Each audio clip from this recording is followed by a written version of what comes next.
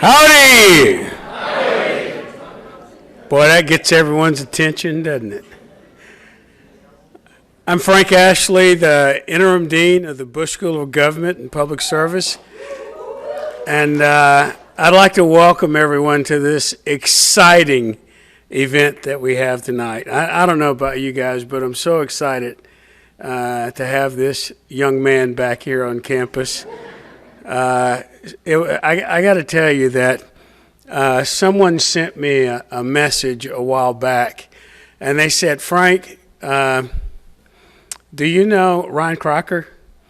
I go, well, yeah. I said, he wants to come back to campus. And I was like a kid at Christmas. Are you serious? Ryan wants to come back to campus? He goes, yeah.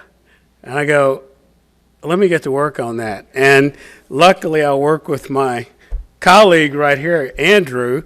And Andrew and Scowcroft Institute made this happen. So, Romero, wherever you are, thank you for the suggestion. There he is back there. Thank you for that suggestion. Andrew, thank you and your staff for making all of this work.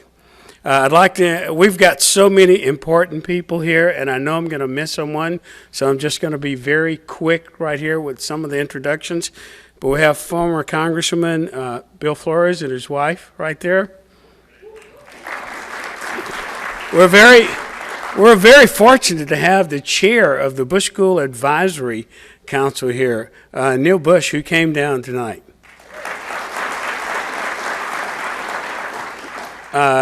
Gene Becker, I think everybody knows Gene Becker, who goes. And I know we have several other members of our advisory council here, so once again, thank you for being here. We're also so glad to have our partner, Tyson Vocal, CEO of the foundation. Tyson, thank you for all the support that you give to us at the Bush School. And last but not least, Andy, where are you? Andy, who's CEO of the George Barbara Bush Foundation, our partner. Andy, thank you guys for everything that you do for us here at the Bush School. So with that being said, I'm going to get out of the way because, like I said, I'm like a little kid. I'm excited about this event right here. So I'd like to ask Andrew to come up to the podium.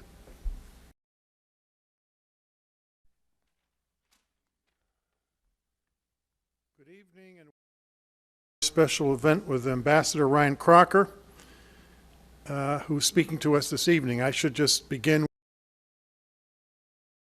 Ryan and I were having a debate outside the Chancery at the U.S. Embassy in January of 2002. And I can't remember what the argument was over, but the mountain that's not too far from the embassy was still controlled by the Taliban. And either they saw us debating or they just were annoyed. They started shelling us. Artillery shells were coming in, and Ryan said, I think we need to get into the bunker before we get blown up. We can, but I can't remember what the debate was over. In any case, Ryan and I worked in Iraq together, in Afghanistan, in Pakistan, and in Washington together. And so he's a good friend long before he was at the Bush School as our dean. But it's my pleasure to introduce him this evening. He is a non-resident senior fellow at the Carnegie Endowment for International Peace. He holds a distinguished chair in diplomacy at the RAND Corporation. His previous academic appointments include diplomat in residence at Princeton, the Kissinger Fellow at Yale, the James Schlesinger Distinguished Visiting Fellow at the University of Virginia, and of course, Dean of the Bush School. He was a career ambassador, which is the highest rank in the Foreign Service, equivalent to a 4-star general. He served as 6 times as ambassador to America, to Middle East and South Asian, Central Asian countries, Afghanistan, Iraq, Pakistan, Syria, Kuwait, and Lebanon. Let me just tell you about ambassadorships. If you get 1 ambassadorship, you're an able diplomat. If you get 2, you're distinguished. If you get more than 2, it means you're at the top of the rank. Ryan is regarded in Washington as the most distinguished, most competent ambassador of his generation. And I don't think fully we understand in Texas or at A&M who we had as our dean and who has served America. He received the Presidential Medal of Freedom, the nation's highest civilian honor, in 2009. His recent awards include the West Point Association of Graduates Thayer Award in 2020, the Bancroft Award at the Naval Academy.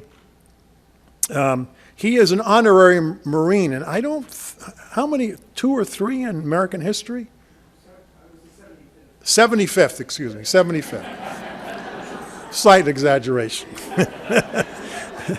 It's a pleasure for me to introduce my good friend over many years, Ryan Crocker.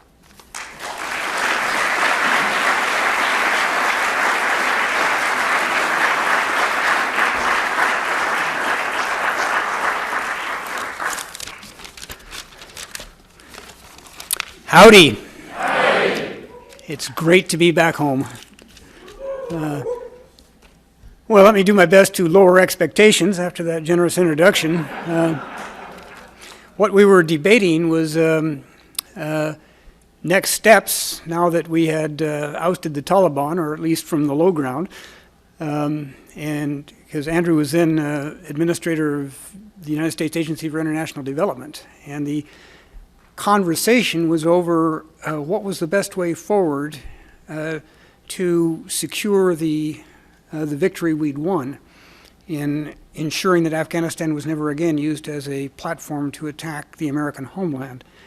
And it was infrastructure versus agriculture. And we came up with a compromise that the emphasis should be on agriculture because Afghanistan was a traditional agrarian society. They knew how to do it. It would require a minimum of capital inputs. And on infrastructure, I made the point that you can grow all the stuff you want, but if you can't get it from farm to market, that reminds me of this part of Texas, farm to market roads, it's not going to do any good. And that was our compromise, that the focus would be on agriculture, but with enough infrastructure to support a viable cash economy. And then after that, when we were no longer responsible, it got way off track. But again, it's a pleasure to be here and to see so many old friends, Congressman Flores, Andy Card, Tyson Vogel, Neil Bush, Gene Becker, and Frank. I'm reminded, looking at you and Andy, the spirit of selfless service that President H.W. Bush so ably represented his entire life, of stepping up to new challenges, to run the foundation, to run the Bush School, coming out of retirement to do it, and you're not in it for the money, God knows. It is that spirit of selfless service that made George H.W. Bush the great man he was and made this the great country it is. I'm going to be as brief as I can here. We are looking at a region that once again is on fire. The Gaza conflict, of course, has captured all of our attention, and subsets of that now with the Israeli attack on the Iranian embassy in Damascus, Iranian threats of retaliation, the prospect of a conflict added onto a conflict in northern Israel and southern Lebanon, or even beyond that. We have had successive administrations that have tried to pivot away from the Middle East, to use the term that President Obama used in describing his pivot to Asia. Well, if you look at that in anthropomorphic terms, if you pivot to Asia, you're exposing your backside to the Middle East, which is guaranteed 10 times out of 10 to take a great big bite out of it. You're just visualizing that, aren't you? I guess. And we are once again engaged. I will return to this theme here a little later on, the notion that we are the United States of America, we are still the greatest power on earth, and we can do more than one thing at once. That the only threat we really face is our own will and our own strategic patience. to stay the course, to remain engaged over the long term. I'll just deal with the headlines relatively briefly. The awful conflict in Gaza. I have not been a regular supporter of this administration. I think Afghanistan will go down as one of the colossal strategic misjudgments in modern history. But I do think that in dealing with the Israel-Gaza conflict, this administration is doing about the best it can be done. And I admire them for sticking to a consistent and principled position, even though it is costing them politically in an election year. What do I mean by that? Well, the carnage in Gaza is horrific, with well over 30,000 killed, and depending on what happens with Rafah, it could get worse. Yet I think the president made the right decision in the immediate aftermath of October 7th, and he has been consistent in that position of supporting Israel. Now, he has been also consistent since October 7th, the immediate aftermath, of saying that what Israel does is matched in importance by how it does it. And the administration has consistently called for restraint in Israeli actions. And I do think we are now at a red line drawn by the administration on Rafah. That what we have seen, as I understand it, what we have seen so far in the way of Israeli planning does not inspire any confidence that they really have a viable plan to look after the welfare of the many, many hundreds of thousands of civilians sheltering in Gaza. And I think that the president made clear to Prime Minister Netanyahu that that is going to be a red line in terms of the administration's policy. Now, why do I maintain that that the consistent support for Israel was the right thing to do? It is hard, I think, for us to understand the full impact of the October 7 massacre in Israel.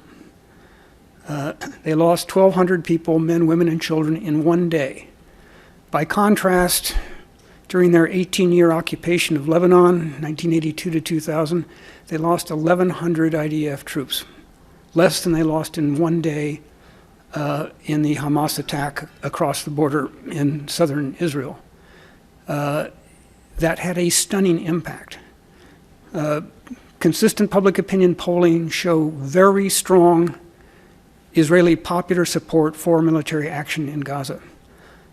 And we've seen Prime Minister Netanyahu's approval ratings actually increase a bit, in part because of the growing international condemnation of Israel and Israeli actions. So, in addition, I think, to taking a moral stance in the immediate aftermath of October 7, what the administration is doing is keeping the hope of a two-state solution alive. Because were we to, again, with the red line of Rafah yet to be fully understood and dealt with, but had we shifted position before this, it would have driven not just the current Israeli government, but the Israeli public as a whole in the wrong direction. To say that we are really alone in the world, it is only ourselves we can look to, and it would, among other things, I think, put an end to any hope or dream of a two-state solution. So it is a combination, I think, of a moral imperative and a reasoned policy judgment. It also illustrates an essential fact of the Middle East. Normally, there are no good options. There's bad and there's worse. Again, I would commend the administration for setting a policy and staying with it. And again, I'll come back to that a bit later. Consistency has been a problem in American foreign policy over the years. So, what do we see when we look at this region on fire? In terms of Israeli actions in Gaza, I worry about unintended consequences. The Israeli focus is on the immediacy of defeating Hamas. Well, I was part or a witness to an earlier Israeli campaign in 1982, the Israeli invasion of Lebanon to put an end to PLO attacks across the border into northern Israel. This was a time when the PLO, the Palestine Liberation Organization, was a state within a state. The Lebanese government had no control over it. They had armor, they had artillery. They regularly shelled across the border. They launched terrorist attacks into Israeli communities south of the border. And Israel decided they were going to put an end to the Palestinian threat once and for all. And they did.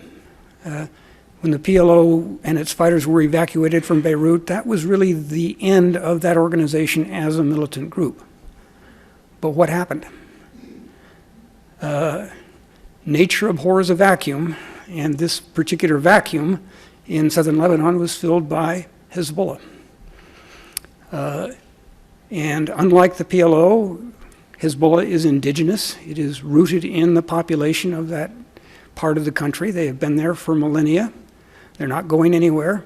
They are backed by Iran. They are far more lethal and have inflicted far more damage on Israel and Israelis than the PLO ever dreamed of doing. It's the law of unintended consequences. And I worry that we may yet see, or the students of this great institution may yet see and deal with the repercussions of the Israeli military action in Gaza. It may be that Hamas is definitively defeated as a political and a military force in Gaza. But there will still be Gaza and Gazans. And another ism is going to most likely arise. Now, what shape or form that ism might take, I have no idea. But it is something to keep an eye on. It is the day after, the month, the year, the decade after action. That is what we saw in Iraq. It is what the Israelis themselves, as I said, saw in Lebanon. So again, it is that long-term estimation of consequences of actions that is so important and so often missing from the immediacy of the moment of the crisis of the hour. And we would add to that the crisis engendered by Iranian militancy. And here it's important, I think, to understand a bit of history.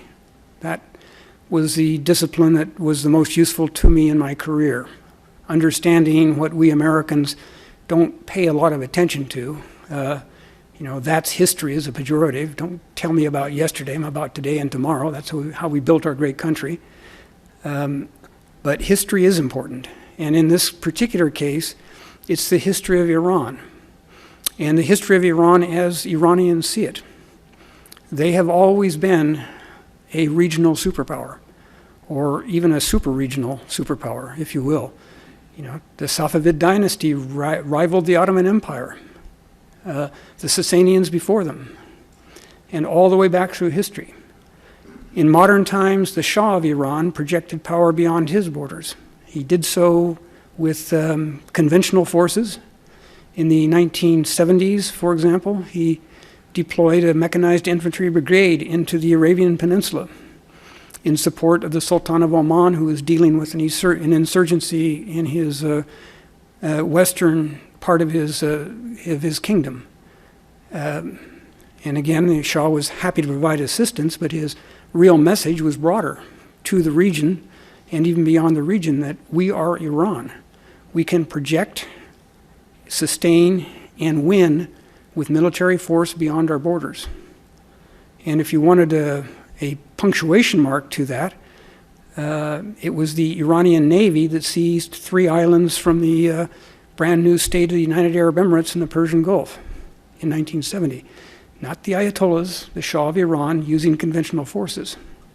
So then you have the Iranian Revolution, a revolution in the truest sense of the word, a complete overthrow of not just a ruler, but an entire state, and its replacement with something radically different. But here's a lesson that I've learned over the years. Regimes may change, but geopolitical perspectives often don't. So we saw with the Ayatollahs, again, the projection of Iranian power beyond its borders, and I saw that up close and personal when they blew up my embassy in Beirut in 1983.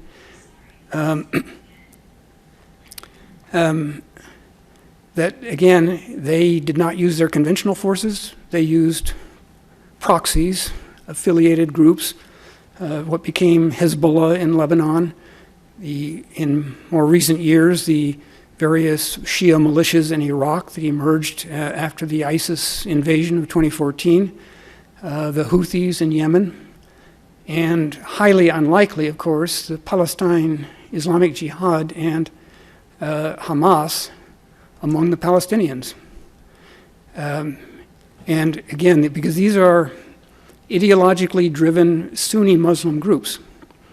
It is the Islamic Republic of Iran, the Shia theocracy, that is supporting them. And what that tells me, at least, is that this is not about theology, it is not about ideology, it is about power, pure and simple. Iran will use whatever groups or whatever tools that come to hand to demonstrate that it has that power. So what happens next? Again, I don't know. We are clearly at a new crisis point following the Israeli attack on the Iranian embassy in Damascus. We will have to see what response the Iranians give. That said, as dangerous and as militant as this Iranian regime has been, they are not, quote, crazy, close quotes. They're rational actors. All states are. That doesn't mean they don't miscalculate. And again, I would just note from a couple of months ago when we had that episode where, following a series of Iranian-supported attacks by Iraqi militias against U.S. forces in the region, 3 service members were killed in Jordan. And Secretary Lloyd Austin, a person not given to a lot of explosive rhetoric or much public comment at all, had something to say about that. And he knew what he was talking about. He was Corps commander of U.S. forces in Iraq when the surge was underway, and I was ambassador there in the 2007, 2008, 2009 timeframe. What he said was, these militias have a lot of capabilities. I have a lot more. 2 sentences. And then he delivered on it. He hammered the Katab Hezbollah, the group that had carried out the attack on our Jordan outpost, and hammered them hard, and then that was followed by a targeted assassination of a militia leader. And guess what? That was the last significant attack by an Iraqi militia backed by Iran on U.S. targets. Because, again, the conversation between the U.S. and Iran continues, just by other means. And what Secretary Austin was saying was, you crossed the line, guys, and I am going to hit you. And if you keep going, I'm going to hit you again harder and harder. And they got the message. It just took one shot. So we'll see what happens here. If I had to bet, I would bet that this is not going to be the cataclysm. But again, the times I have been most wrong in the Middle East was by being overly optimistic. And those of you who know me know that is not a character trait that is often ascribed to me. A failure of imagination, if you will, to imagine how bad things can really get.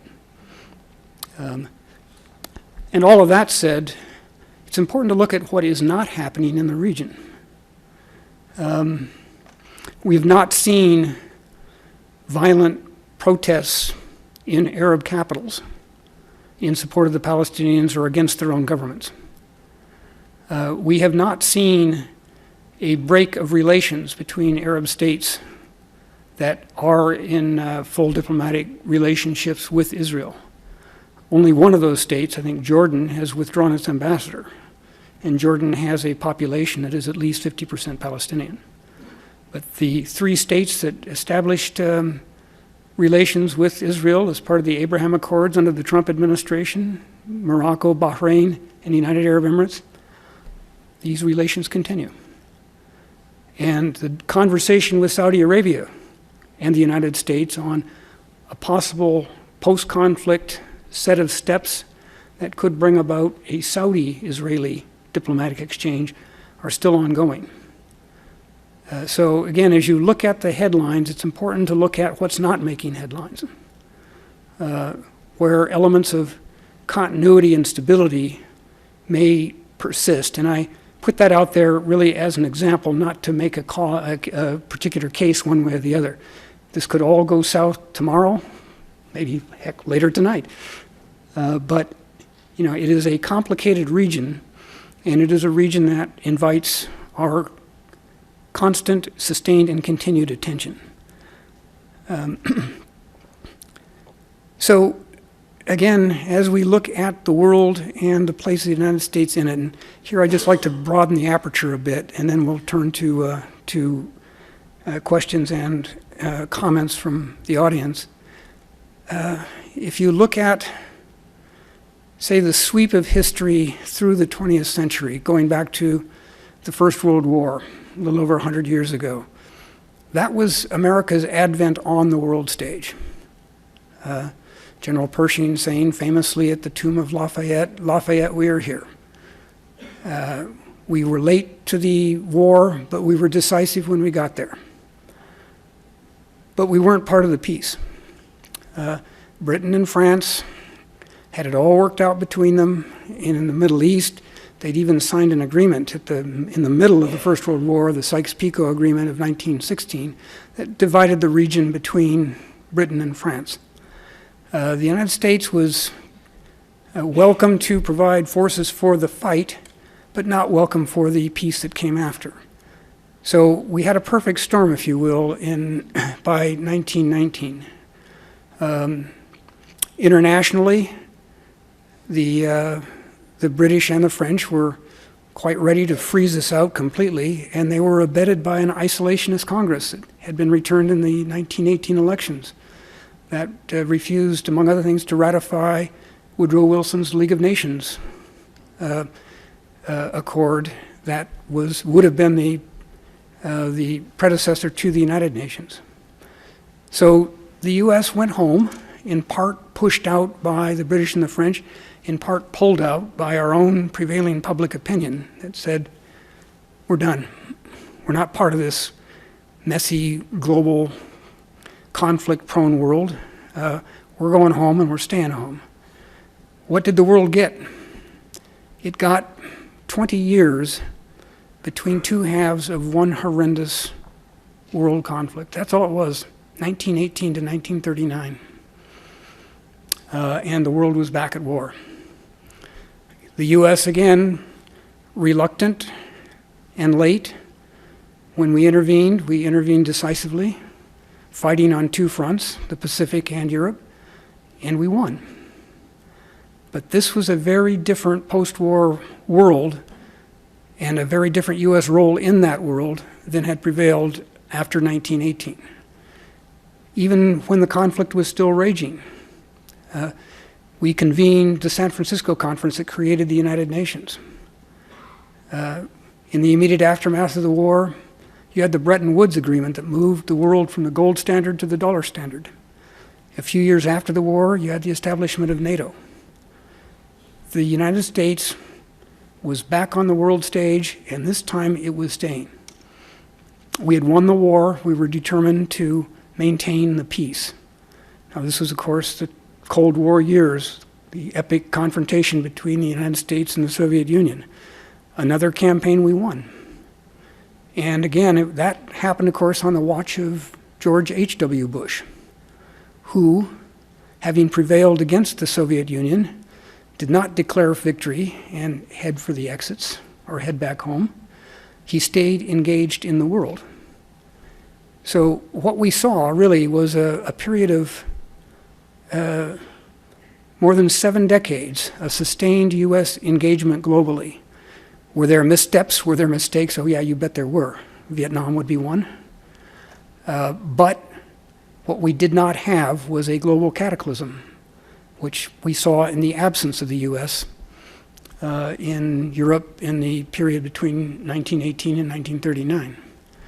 That started to shift, not under President Trump, actually under President Obama. And if you look at the language the two presidents use about the international sphere, there's a lot of similarity. President Obama talked about so-called allies in NATO. He talked about pretend friends in the Middle East, Saudi Arabia and Egypt in particular. So that was a shift that began under President Obama. It went on steroids under President Trump. And now with President Biden, after the disaster of Afghanistan, and I'll be happy to take some questions on that particularly sad period in our history, and it is a gift that we'll keep on giving, by the way. I think the Biden administration, whether on the Middle East or most saliently on the Ukraine, is doing the right thing of demonstrating U.S. commitment, engagement, and staying power. Why is this important? Well, again, if you don't have an ascendant power, what do you have? Well, that's a political science question. You have a balance of power, where you have contending, competing, sometimes allied states in different parts of the world seeking to demonstrate ascendancy, strength, power. And what's wrong with that? Well, inherently nothing, unless that balance of power becomes unbalanced. And it was that unbalance of power that produced 2 world wars in the 20th century. That is a world, I would suggest, we really don't want to enter back into. And we are not being shoved aside by China, certainly not by Russia, or any combination thereof. Our debate is with ourselves. Should we be engaged globally, or should we not? Should we put faith and strength in our alliances, as we have done since World War II, or not? And I would suggest to you this is a lot more than a philosophical debate. It is a debate about the future of our country and the future of global stability. And again, I have a clear bias in this, but I am honored and privileged to think I share that bias with President George H.W. Bush, who stood for, again, intelligent engagement, not treating all countries with one stroke of the brush, of seeing potential adversaries, of looking over the horizon. There was that epic moment, the fall of the wall.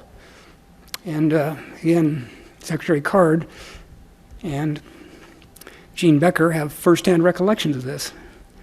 That when you had that famous Oval Office photo op with the National Security Cabinet all gathered around the president, and everybody was sitting down. There was no triumphalism. There was no celebrations. Champagne corks weren't popping, because the president understood, and his team understood, that what we did not want to do in our moment of victory in this Cold War was rub it into our defeated adversary. Had a different president been in the Oval Office at the time, I think we would have gotten Putinism a whole lot sooner than we did, and a whole lot worse. So it is that quality of judgment that comes from vast experience in the international arena that is so crucial. And that is what this school is about.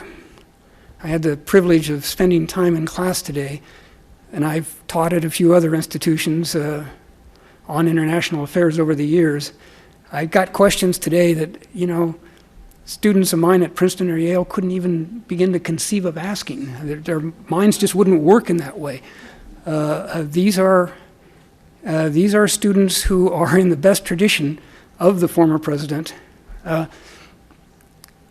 They don't need help in figuring out who they are. They know that when they get here.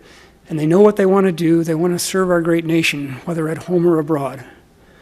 And they're looking for the education and the tools, the guidance to help them to do that in a truly effective way.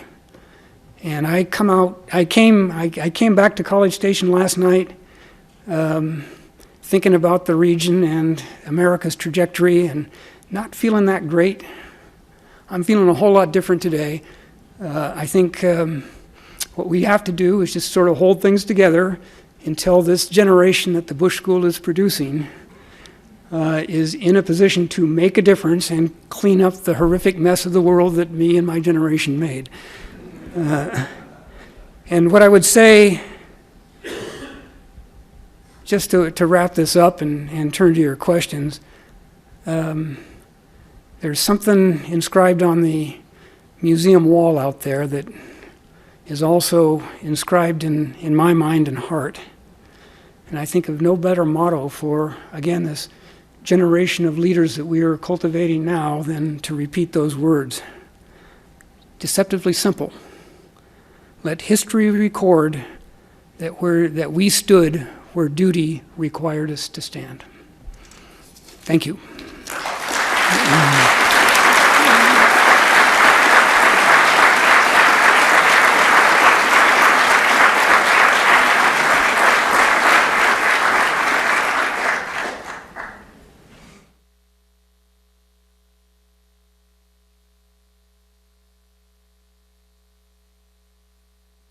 And they'll pass them down the rows. And so if you have questions, write your questions on the cards, pass them to the aisle.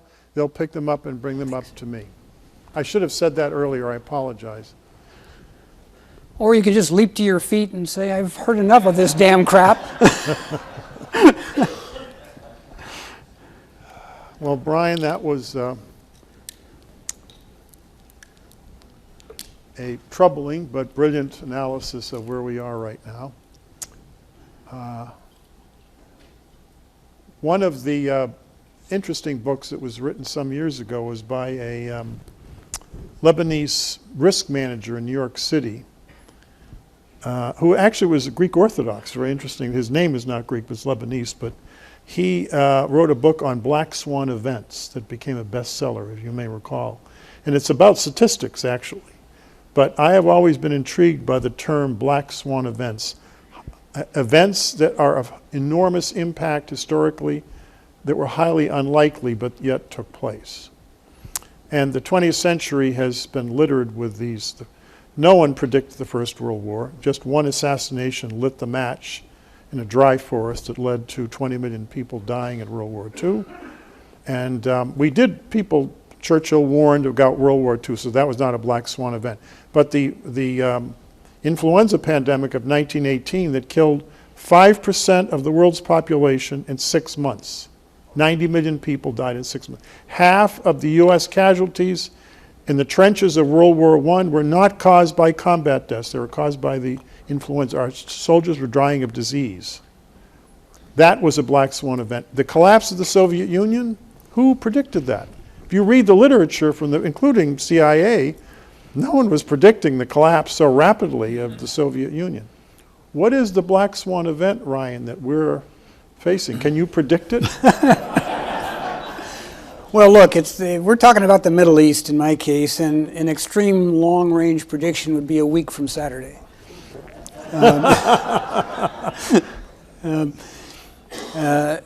Look, black swan events are not always negative.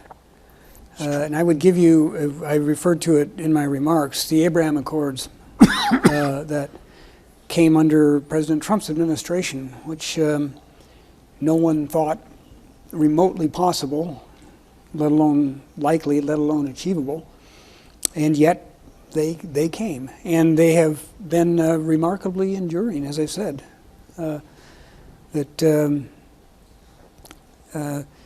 None of the three newest states to establish relations with Israel are even threatening a degradation or a complete sundering of those relations. And I was struck you know, like most of you in this room, I'm on airplanes a lot. Just before the pandemic, I was flying from Tel Aviv to Abu Dhabi, and I never thought I would ever say that in my lifetime. But I was on a UAE private airline, and I had a conversation with a flight attendant that in all my years and all my miles of flying, I've never had before. She asked what I'd like to drink, and I said, "Have you got wine?" And she said, "Sure, regular or kosher?"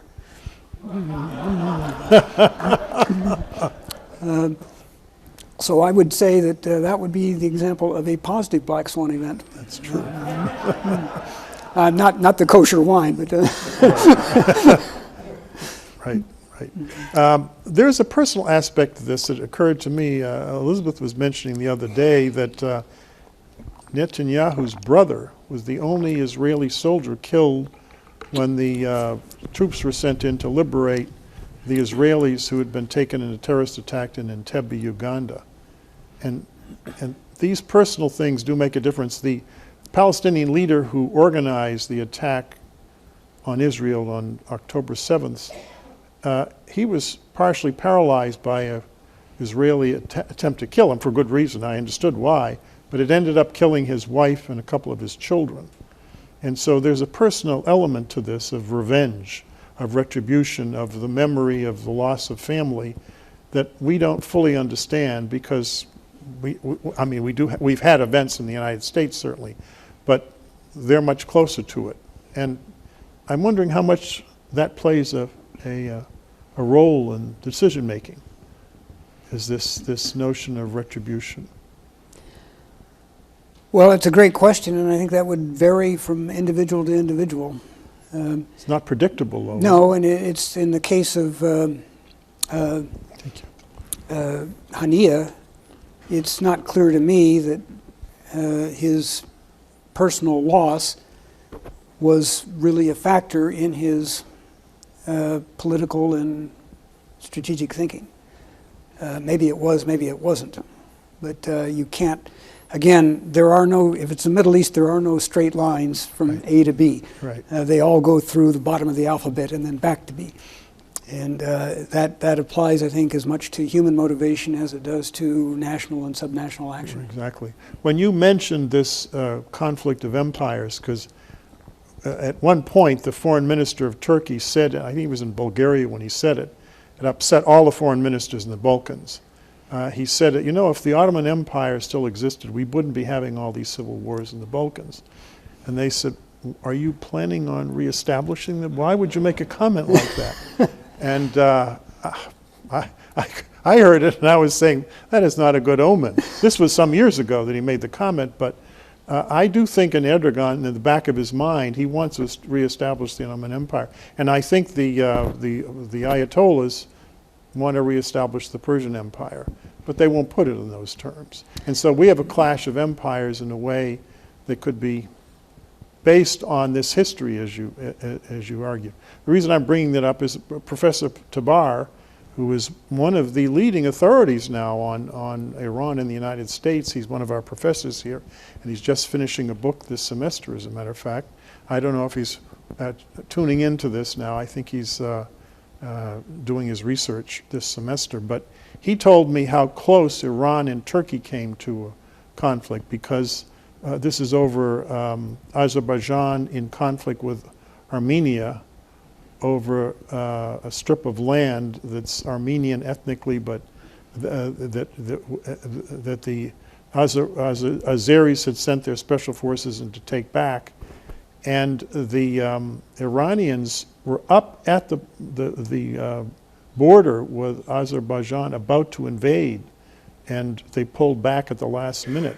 But it was very close to war. And the question is, of course, if Iran went to war with Turkey, would Article 5 of the NATO alliance have required us to defend Turkey? I mean, that would have been, no one was even talking about that here. And Mohammed said people were very, very scared that this was going to be the black swan event that lit the match again. So did you follow that at all when that happened? It was just a year or two ago, I think. Yeah, I wasn't aware that it had come that close to an actual conflict.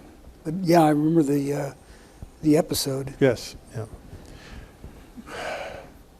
What is it like in the Foreign Service when the U.S. makes a dramatic focus shift, such as from the Middle East to the Indo-Pacific, or will they try to?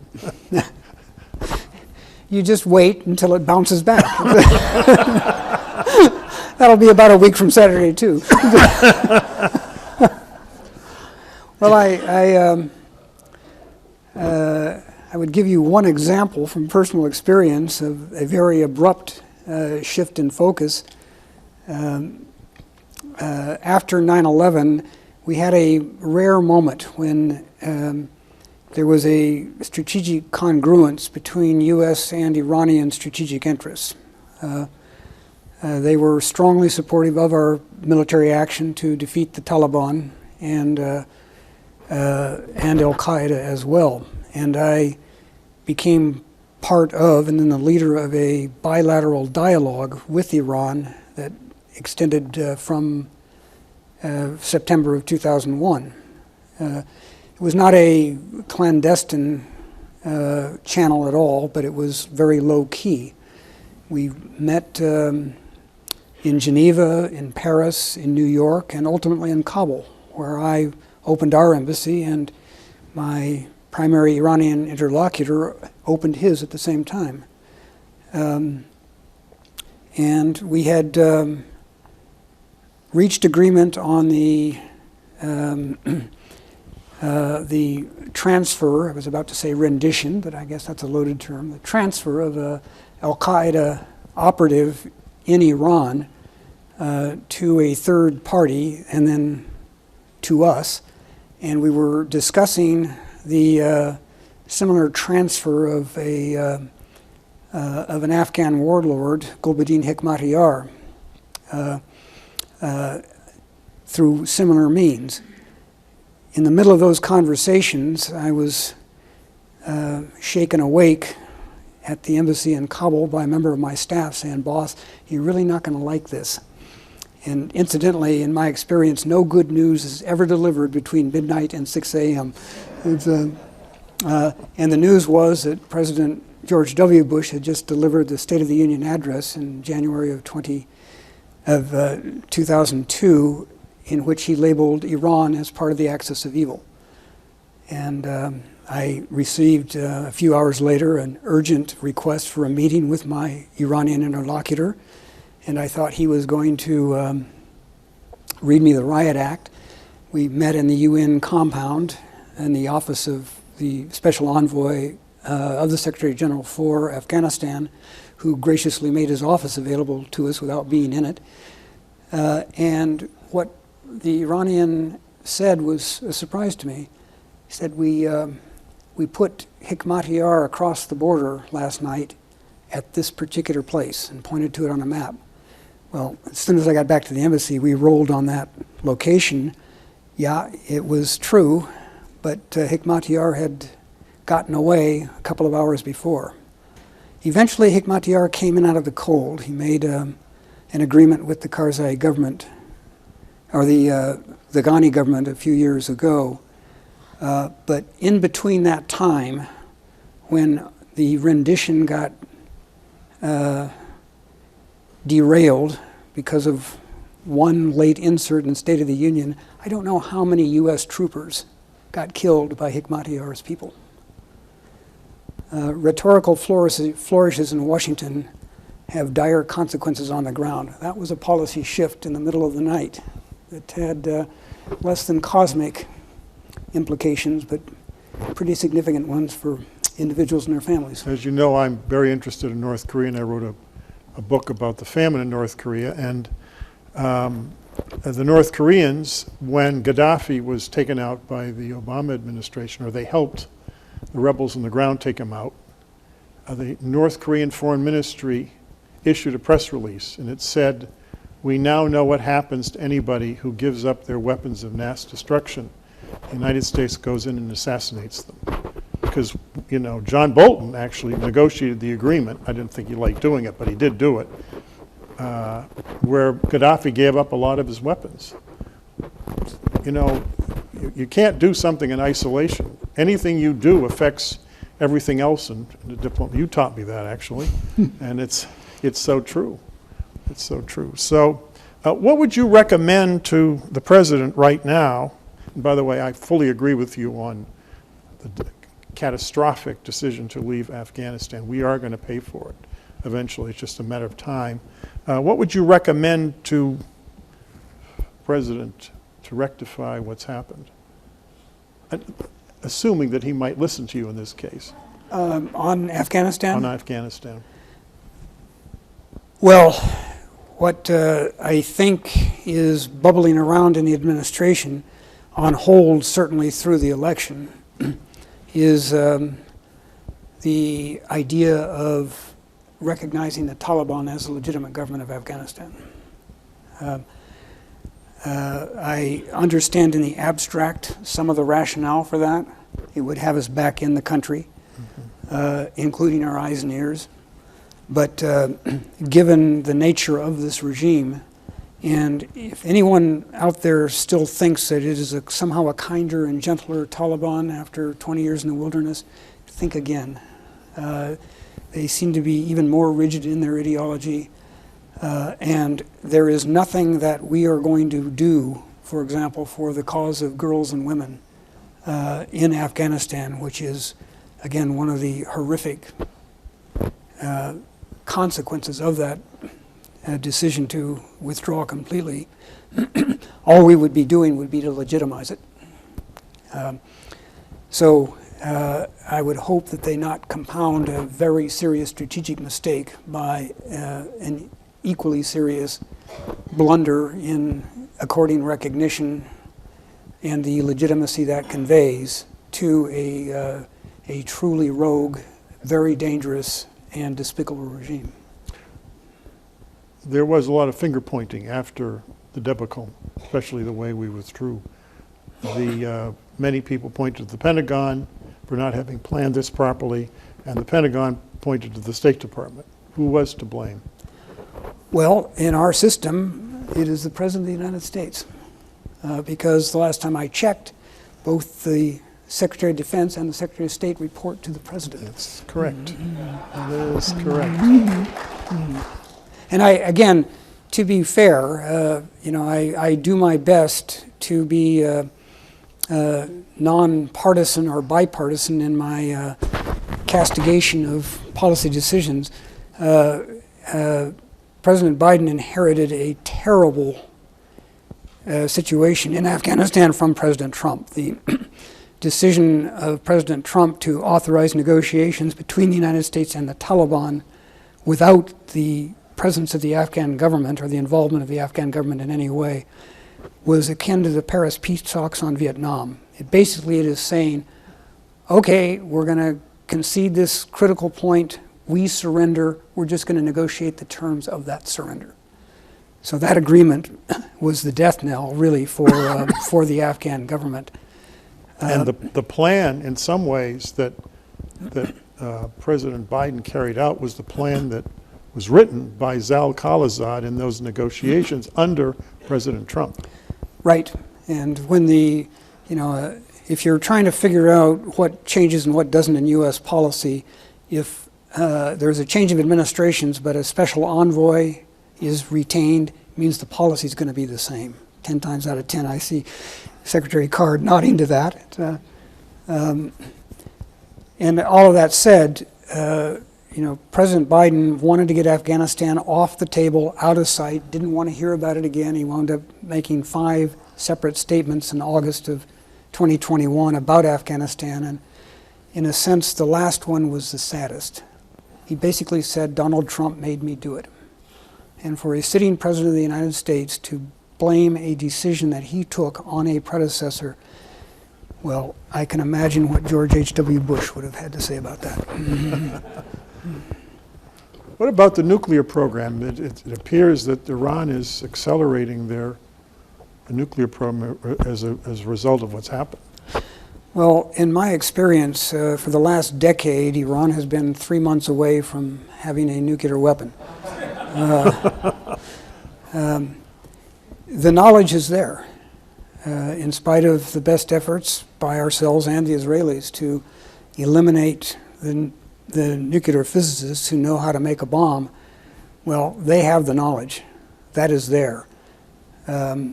So the decision really lies with Iran whether or not to build one. They can do it. And they can obtain the material. Why haven't they? Well, Zarif, the foreign minister who negotiated the 2015 nuclear agreement, said that it is not in Iran's interest at all to obtain a nuclear weapons capability. In large part, and he was right in this point, that it would spark a new round of proliferation in the region. That if Iran were to get a nuclear weapon, Saudi Arabia would be right behind. And Turkey. And yes, in the case of the Saudis, though, they wouldn't have to develop it. They would just import it from Pakistan. Right. No assembly required. Well, there's a story that's already been developed, and the weapons are in Pakistan. The Saudis have paid for them already. It's just a matter of transferring them. To what degree is it possible that the conflagration that took place on October 7th were a function of the Iranians telling their supporters through Hezbollah and through the Hamas to attack Israel to prevent the agreement that Saudi Arabia was going to make with us to recognize Israel in exchange for which we would sign a treaty of mutual defense treaty with Saudi Arabia. That was being discussed, openly, right? And do you think there's a chance that in fact that negotiation stimulated the attack?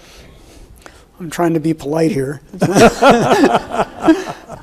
I would say that would be fanciful in the extreme. Okay. And I look, I don't know what transpires, but I do know something about the dynamics, say, between an organization like Hamas and a patron like Iran. Again, there is no ideological, let alone theological affinity between Iran and Hamas. This is simply a relationship of mutual convenience, meaning that Iran does not tell Hamas what to do, and even if they did, Hamas would only do it if they saw it in their interest. Even that aside, the notion that Iran would be engaged in such an effort, or that Hamas would allow it, would violate the most fundamental principles of operational security. So I would be fairly confident that the Iranians did not know. Okay, that's what most people say, but I thought I would bring it up just to be provocative here. You mentioned a two-state solution, which of course has been around for a couple of decades or longer. What it would look like, and at this point, can you imagine any Israeli government supporting it because of what's happened? No, not at this point. But again, it is important to keep that goal alive and in play, at least theoretically. A lot would have to change in the aftermath of October 7 and then the ensuing Israeli offensive in Gaza. But out of great disasters are sometimes born new initiatives.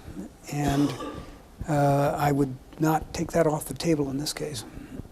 The final question, do you think there's any chance of the Iranian opposition in exile getting together enough to unseat the Ayatollahs? There have been meetings in Washington, I understand in Georgetown, with the Shah's son, the prince, about he's really apparently not seething to get back to power, or his family getting, but there have been these meetings in the United States. Is there any chance that could lead to something, or? No. No.